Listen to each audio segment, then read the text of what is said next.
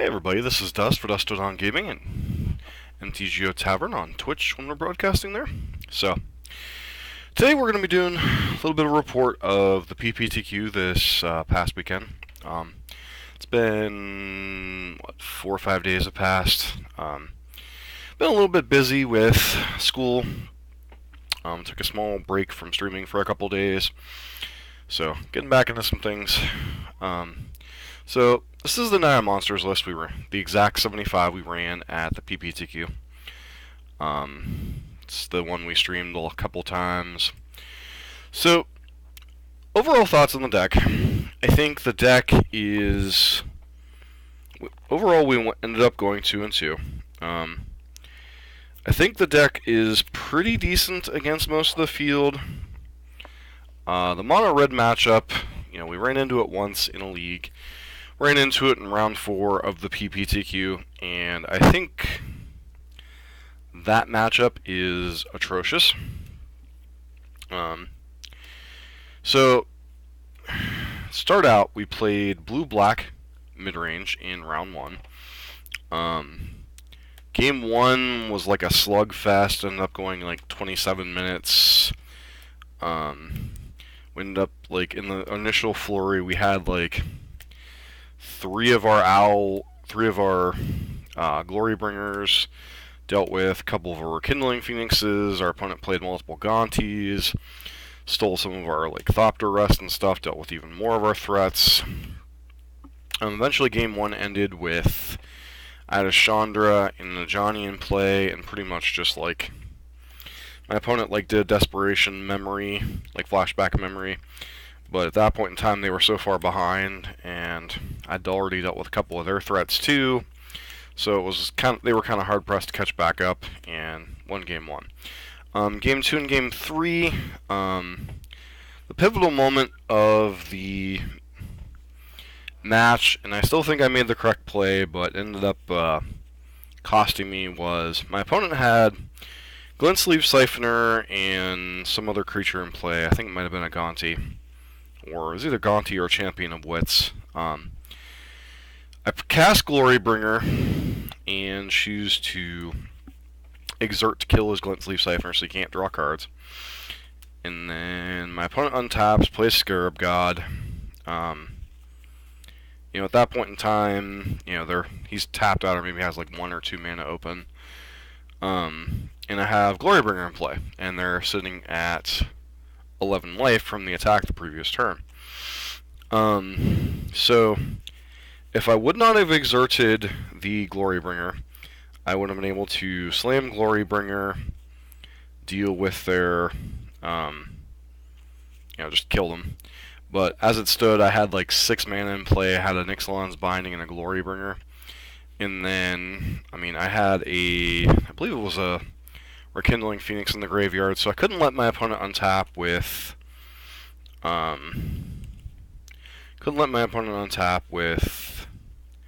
Scarab God, so I ended up casting Ixalan's Binding instead of Glorybringer. And then my opponent untaps and then just has access to Gear Hulk and some other stuff.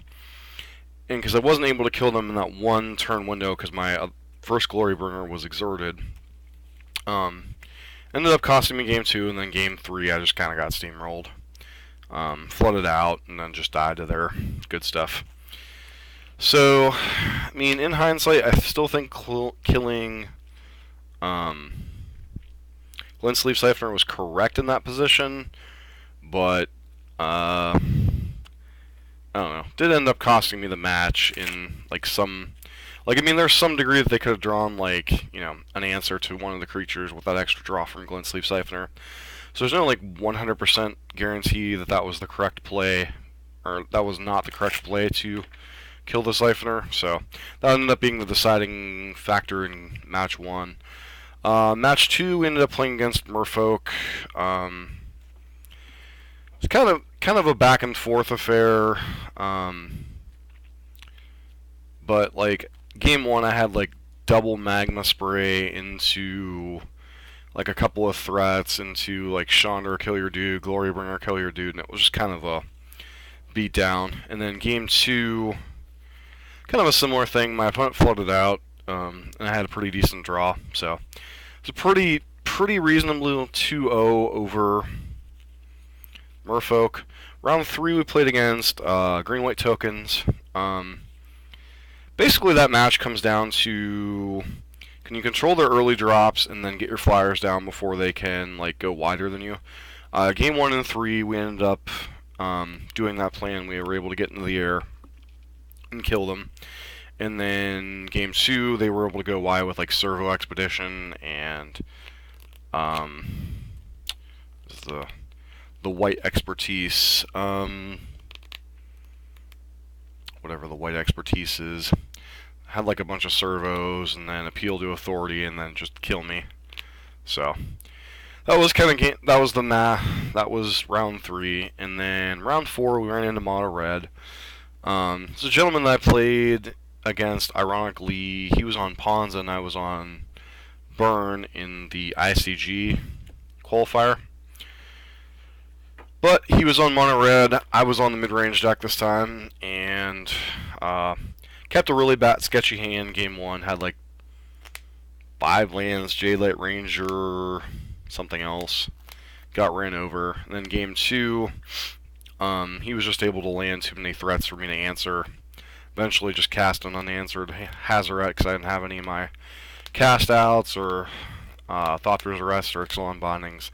And just kind of got run out of the building by Rekindling Phoenix and Hazaret. I was able to kill his like Rekindling Phoenix by like Glorybringer Exert, kill his dude, untap, play Direfleet Daredevil, flashback one of his kill spells, and then he had a kill spell from my Direfleet Daredevil, and then just killed me with Hazaret that turn. So overall, I think the deck is solid. I think the mono red matchup's atrocious, which I think I was warned about. So not too surprising. I don't know if it's just a product of playing a third color, or if that's just the Monsters deck in general, because Hazaret and they're playing a lot of the same threats we are, and their removal is slightly more efficient, and they're slightly more efficient at getting on the board, making invalidating blockers and such. So I'm not sure how to fix that matchup. I'm sure there are ways to, but overall I think the deck's fine in the meta. I think going forward for bigger events, we'll see how Dominaria shakes up the format. A lot of sweet cards in Dominaria, but I think this is a solid deck going forward. I'm not sure if I'll play it again like at Pittsburgh or not, but certainly one of the decks in consideration. I certainly need to get better with decks like Blue-Black, Midrange, or Grixis. That's going to involve a lot of grinding and a lot of learning, so I apologize to people in advance, because frankly, as I've been told, I suck at playing those decks, so I'm going to have to learn them. So thanks everyone for tuning in. Overall, we ended up going 2-2 at the PPTQ. At 2-2, I decided to drop. I could have played it out to try to get top 12 and prize, but I thought we were dead for top 8, having my 2 losses that early. So I ended up dropping at 2-2. For a format that I don't play a ton of, it was an interesting experience. Definitely going to have to play a lot more standard going forward for GP Pittsburgh. I'm not sure. I don't think I'm going to try to have a deck together for Grand Prix Columbus side events, but I'm definitely going to need one for GP Pittsburgh. So going to be looking to test a couple decks. Blue-Black Midrange, Esper Approach, a couple other lists that I'm interested in trying, and obviously whatever new decks Dominaria brings to the format. So we'll have to be on the lookout for new and interesting brews. But thanks everyone for tuning in. I really appreciate your guys' support. And just a friendly reminder, we have a giveaway going once we hit 250 subscribers here on the YouTube channel.